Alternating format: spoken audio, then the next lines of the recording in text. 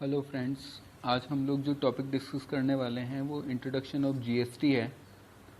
तो हम लोग जो इस टॉपिक के अंदर सारे इस चैप्टर के अंदर जो टॉपिक्स कवर करेंगे उसमें about taxes of India, then उसके बाद about GST and its journey, GST के types and rates, types of dealer, available return form under GST, fact about GST by analytical way, और last topic जो रहेगा हमारा advantages and disadvantages of GST.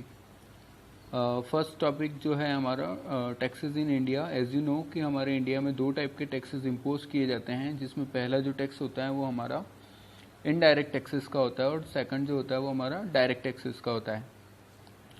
जो indirect tax होता है, थोड़ा सा मैं बता देता हूँ कि इनडायरेक्ट टैक्स वे टैक्स होते हैं जिसमें टैक्स पेयर द्वारा टैक्स को किसी दूसरे पर शिफ्ट किया जा सकता है। फॉर एग्जांपल के लिए जैसे एक शॉपकीपर है, तो वो जो जीएसटी गवर्नमेंट को पे करता है तो एक्चुअली वो टैक्स अमाउंट शॉपकीपर कंज्यूमर से लेकर गवर्नमेंट को देता है। अल्टीमेटली हम लोग ये कह सकते हैं कि टैक्स का जो पैसा है गवर्नमेंट को जो देना है वो कंज्यूमर के द्वारा दिया गया होता है। शॉपकीपर इस कंडीशन में केवल एक सोर्स या एक मीडिएटर का काम करता है। इसके बाद हम लोग आते हैं डायरेक्ट टैक्स पे। तो डायरेक्ट टैक्स में टैक्स पेयर अपना जो टैक्स बर्डन होता है वो किसी पर शिफ्ट नहीं कर सकता है, या यूं कहें कि टैक्स पेयर ही सीधे गवर्नमेंट को टैक्स का पैसा चुकाता है।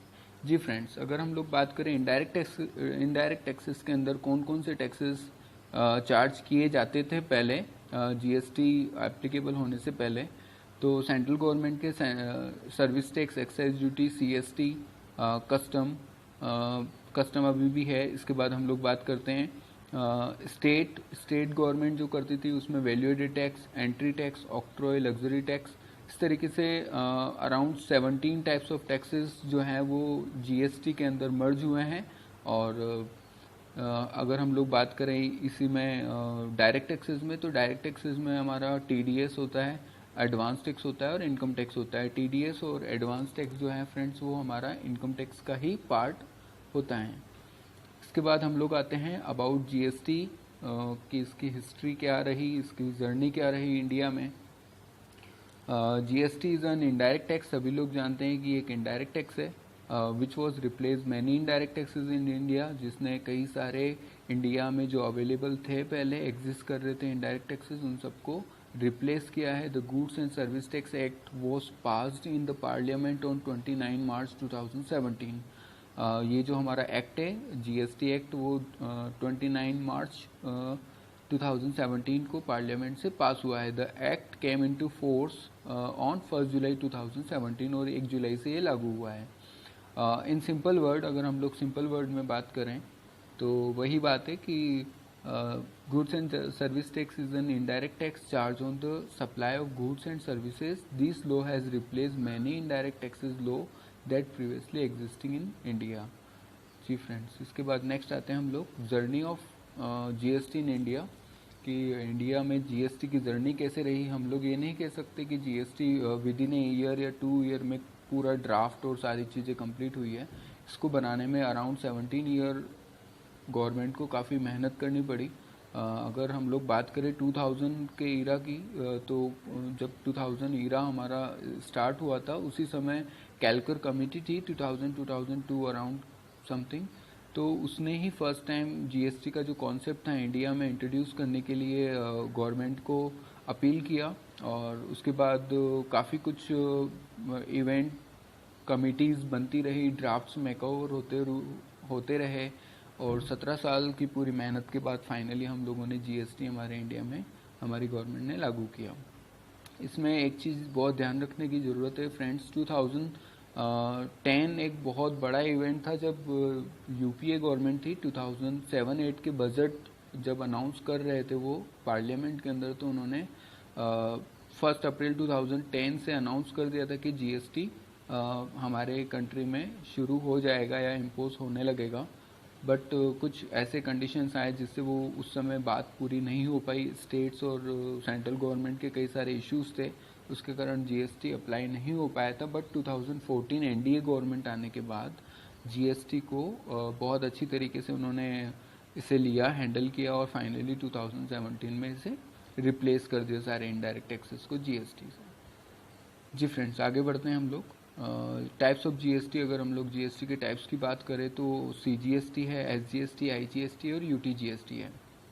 सीजीएसटी से मतलब ये होता है friends, central goods and service tax. SGST means to say state goods and service tax. IGST means integrated goods and service tax. And UTGST means to say union territory goods and service tax. ये अलग अलग condition में अलग अलग तरीके से charge होता है, इसका हम लोग मैकेनिज्म आगे समझेंगे। नेक्स्ट स्लाइड पे आते हैं। रेट्स ऑफ जीएसटी, अगर आप रेट्स की बात करते हैं तो 0%, 5%, 12%, 18% और 28% है। जैसे जैसे कंज्यूमर का परचेसिंग पावर हायर होता रहता है, वैसे वैसे उसके जो गुड्स होते हैं उन पे टैक्स का रेट्स भी क्या होता है, ज़्यादा से ज़्यादा चार्ज होने लगता है। जैसे फॉर एग्जांपल हम लोग 0% की बात करें तो जो एग्री प्रोडक्ट्स है वो ज़्यादातर 0% में फॉल होते हैं। और अगर हम लोग 5% की बात करें तो 5% में हमारे फॉर एग्जांपल जैसे कपड़ा हो गया या ये सारी चीज़ें हमारी आती है, एफएमसीजी प्रोडक्ट्स हो गए, वो सारे 5% में आते हैं। अगर हम लोग 12% की बात करें तो इसमें हमारे शूज़ हो गए, हमारे गारमेंट्स हो गए। अगर आप ब्रांडेड में चल जाओगे तो 18% लगेगा उसमें। और अगर 28% की बात करें तो इसमें हमारा ऑटोमोबाइल सेक्टर के फॉर एग्जांपल आपकी मोपेड हो गई, आपकी बाइक हो गई, आपकी कार्स हो गई, ये सारी चीज़ें 28% में आती है। नेक्स्ट चलते हैं फ्रेंड्स हम लोग। GST depends on place of supply. Exactly friends, ये बहुत इंपॉर्टेंट स्लाइड है। अगर हम लोग बात करें कि हमारा जीएसटी का जो चार्ज करने का जो मैकेनिज्म है वो पूरा डिपेंड करता है प्लेस ऑफ सप्लाई के ऊपर।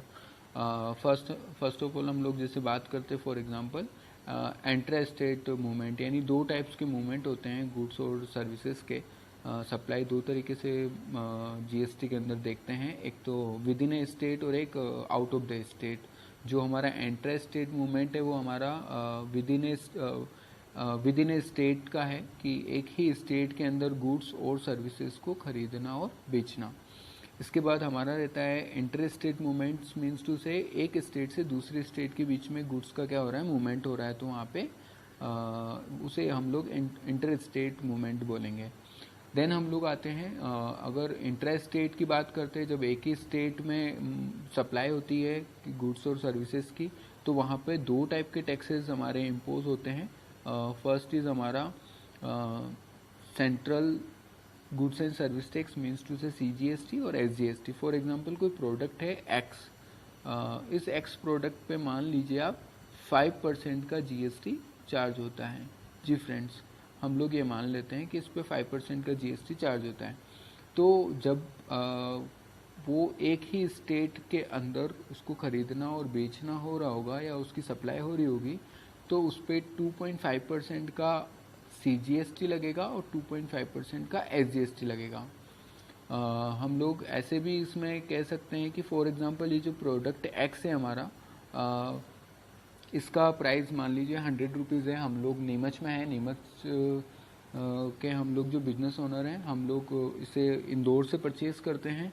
तो जब हम लोग इंदौर से नीमच इसकी डिलीवरी लेंगे या ये सप्लाई होगा, तो मान लीजिए अगर ये 100 रुपीज़ का ये प्रोडक्ट एक्स है, इस पे 5% का जो रेट है, तो 2.5 पर 2.5% मीन्स टू से 2.5 रुपीज़ हमारा सीजीएसटी का पार्ट होगा और 2.5 रुपीज़ जो रहेगा वो हमारा एसजीएसटी का पार्ट रहेगा। इस तरीके से टोटल जो टैक्स अमाउंट होगा वो 5 रुपीज़ हो जाएगा और टोटल जो अमाउंट हो जाएगा आफ्टर द टैक्स 105 इसका टोटल अमाउंट पे करना होगा। जी फ्रेंड्स, इसके बाद हम लोग आते हैं एंटर स्टेट मूवमेंट पर। एंटर स्टेट मूवमेंट में हमारा सीधा जो 100 रुपीज़ का प्रोडक्ट है उस पर सीधा 5% यानी आईजीएसटी टोटल 5% से उस पर चार्ज किया जाएगा। ये कंडीशंस हमारी होगी जब हम लोग उस गुड्स को हम लोग जैसे फॉर एग्जांपल हम लोगों ने इंदौर से हम लोगों ने चित्तौड़ लेके गए। चित्तौड़ हमारा जो है वो राजस्थान में आता है और इंदौर जो है हमारा एमपी में आता है। तो जब एक स्टेट से दूसरे स्टेट के अंदर वो उसका सप्लाई होगा जब, तो वहाँ पर 5% सीधा सीधा चार्ज होगा, यानी 5 रुपीज़ 105 उस कंडीशन में भी टोटल अमाउंट बनेगा। जी फ्रेंड्स, अगर हम लोग अब आगे बढ़ते हैं, types of dealer under GST कि कौन कौन से टाइप होते हैं जीएसटी के, डीलर होते हैं जीएसटी के अंदर। तो पहला हमारा होता है रेगुलर डीलर, सेकंड होता है कंपोजिशन डीलर, थर्ड होता है हमारा अनरजिस्टर्ड डीलर। रेगुलर डीलर जो होता है फ्रेंड्स, वो हमारा मंथली रिटर्न फाइल करता है। कंपोजिशन हमारा होता है वो हमारा क्वार्टरली रिटर्न फाइल करता है। और अनरजिस्टर्ड डीलर को कोई ज़रूरत नहीं होती है, उसको रजिस्ट्रेशन उसका होता भी नहीं है।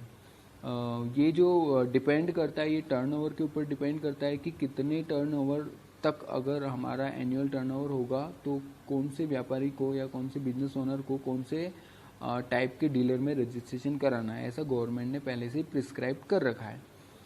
इसमें हम लोग रेगुलर डीलर की अगर बात करें तो जिस भी बिजनेस का टर्नओवर 1.5 करोड़ से अबव हो जाता है तो उसे फिर हमें रेगुलर डीलर में रजिस्टर्ड कराना होता है, ये कंपलसरी है। और इसके बाद हम लोग बात करें कंपोजिशन डीलर की, तो कंपोजिशन डीलर को 40 लाख से ज़्यादा होने पर और 1.5 से कम होने पर वो कंपोजिशन डीलर में अपना रजिस्ट्रेशन करा सकता है। इसके बाद हमारा आता है अनरजिस्टर्ड डीलर। अनरजिस्टर्ड डीलर यानी 40 लाख से अगर नीचे किसी का भी टर्नओवर है एनुअली तो उसे रजिस्ट्रेशन लेने की कोई ज़रूरत नहीं होती। इसमें बहुत छोटे छोटे जो रिटेलर्स होते हैं वो सारे इसमें इंक्लूड होते हैं। जी फ्रेंड्स, हम लोग आगे बात करते हैं कौन कौन से फॉर्म्स अवेलेबल होते हैं। वैसे मेजरली जो 3 फॉर्म है वो काफ़ी हद तक हम लोग बोल सकते हैं इम्पोर्टेंसी है इनकी, GSTR1, GSTR2, GSTR3 और एक और है इसमें GSTR9। GSTR1 जो होता है फ्रेंड्स वो हमारा सेल्स से रिगार्डिंग होता है, जिसमें हमें सेल्स की डिटेल सारी फिलअप करके ऑनलाइन पोर्टल पे सबमिट करवानी होती है। GSTR2 में हमारी परचेज से रिलेटेड होती है। और GSTR3 जो होता है वो हमारा मंथली एक तरीके से रिटर्न होता है, जिसमें परचेज और सेल्स दोनों का एक साथ होता है और उसके बाद जो भी डिफरेंसेस होता है वो हमें वहाँ पे बताया जाता है। इसके बाद GSTR9 जो इसी तरीके से होता है वो हमारा एनुअली होता है। जी फ्रेंड्स, इसके बाद हम लोग आगे बढ़ते हैं।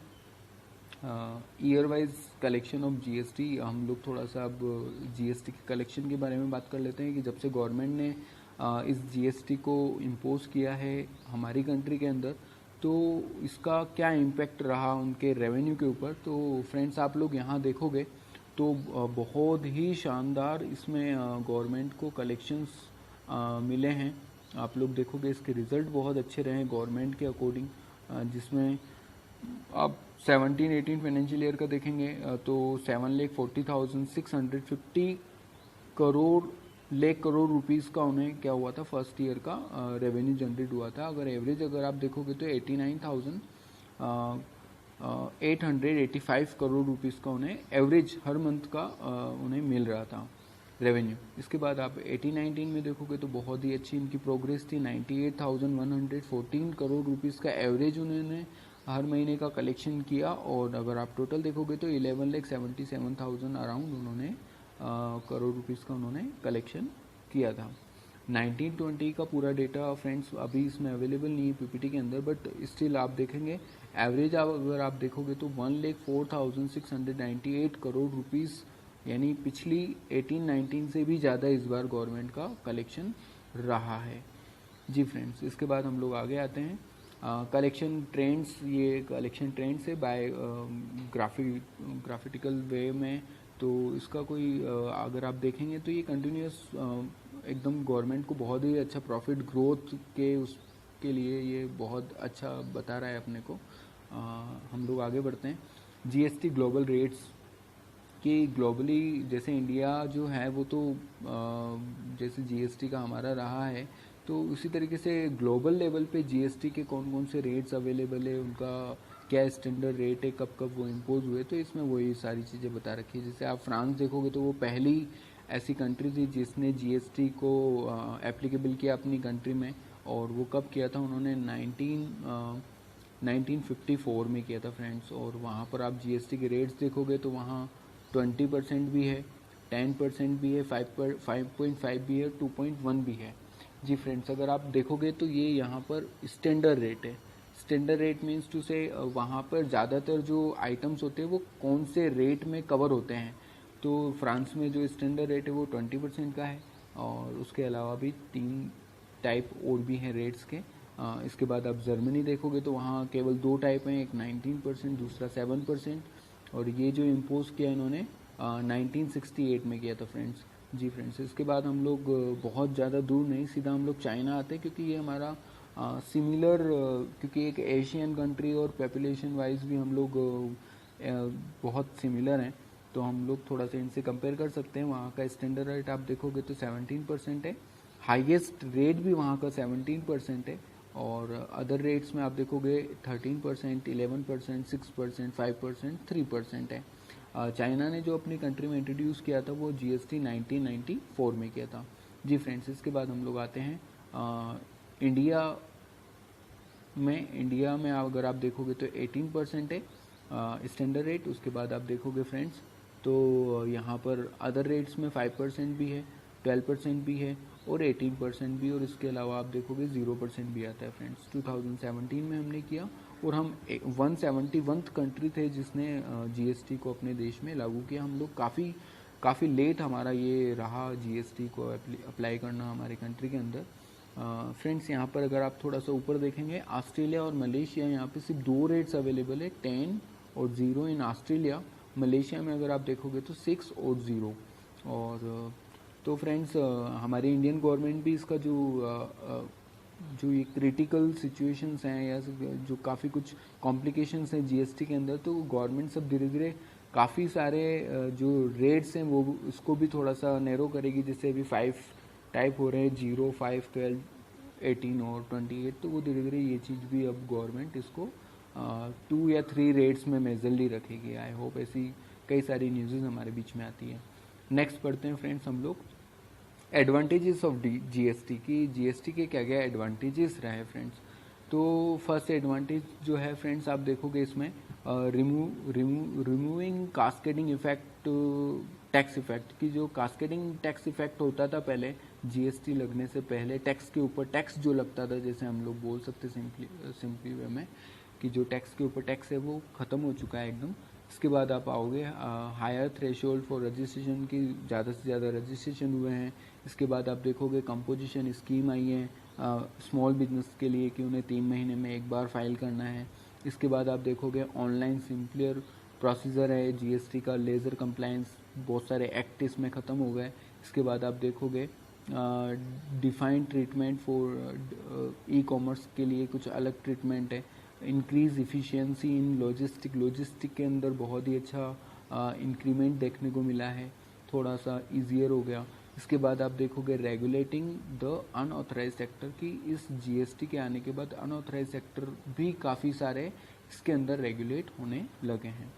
देन फ्रेंड्स, हम लोग आगे बात करते हैं डिसएडवांटेजेस ऑफ GST कि डिसएडवांटेजेस क्या रहे, क्योंकि कोई भी चीज़ होती है तो उसके एडवांटेजेस के साथ कुछ न कुछ डिसएडवांटेज भी जुड़े होते हैं। फर्स्ट ऑफ ऑल आप लोग देखोगे तो यहाँ पर higher tax burden for manufacturing SMEs। जी फ्रेंड्स, यहाँ पे हम लोग यही मेन हमें जो हमारी इकोनॉमी को GST का बूस्ट नहीं मिल पाया है, उसका सबसे बड़ा रीज़न एक में यह भी है कि मैन्युफैक्चरिंग जो यूनिट्स थे उनमें टैक्स के रेट्स जो हैं वो बढ़ चुके हैं।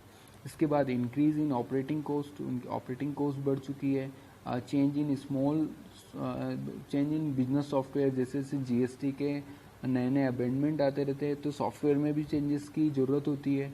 और एक IT के अंदर आप लोग जानते हैं कि जैसे जैसे टेक्नोलॉजी चेंज होती है उसके अकॉर्डिंग सॉफ्टवेयर का भी चेंज होना बहुत ज़्यादा मैंडेटरी हो जाता है। ऐसे में एक बिजनेस ओनर को जो पैसा है या जो एक्सपेंसेस है वो कुछ ज़्यादा करने पड़ते हैं।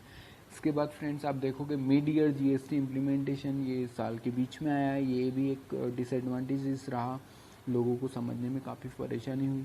Increase in taxes will lead to increase in price की, इसके आने से प्राइजेस भी काफ़ी सारे बढ़े हैं, काफ़ी सारे प्रोडक्ट्स के, कुछ प्रोडक्ट्स के कम भी हुए हैं। Petroleum products not are the part of GST की, जो पेट्रोलियम प्रोडक्ट्स है वो अभी भी GST के दायरे से बाहर कर रखा है, तो वो भी एक बड़ा डिसएडवांटेज है। इसके बाद आप need for registration in different state, कि यहाँ पर हमें अलग अलग स्टेट्स में एक ही ओनर को अगर बिजनेस करना हो तो उसे अलग अलग स्टेट्स में अलग अलग रजिस्ट्रेशन कराने पड़ेंगे, तो ये भी एक डिसएडवांटेज है जीएसटी का। देन हम लोग बात करते हैं problem face by e commerce की। जीएसटी के आने के बाद ई कॉमर्स जो है वो भी कुछ प्रॉब्लम्स अभी फेस कर रहा है। इन सारी चीज़ों के ऊपर गवर्नमेंट अभी लगी हुई है काम के लिए। आई होप कि बहुत जल्दी से ये सारी चीज़ें भी सॉर्ट आउट हो जाएगी। ठीक है फ्रेंड्स, आई थिंक पूरी पीपीटी हो गई है। सो आई होप कि आप लोगों ने इसे देखा होगा, समझा होगा, और कहीं कुछ आपको लगे कि आपको कोई कॉन्सेप्ट समझ में नहीं आया तो प्लीज़ आप लोग मुझे कमेंट बॉक्स में अपना कमेंट कर सकते हैं। Thank you.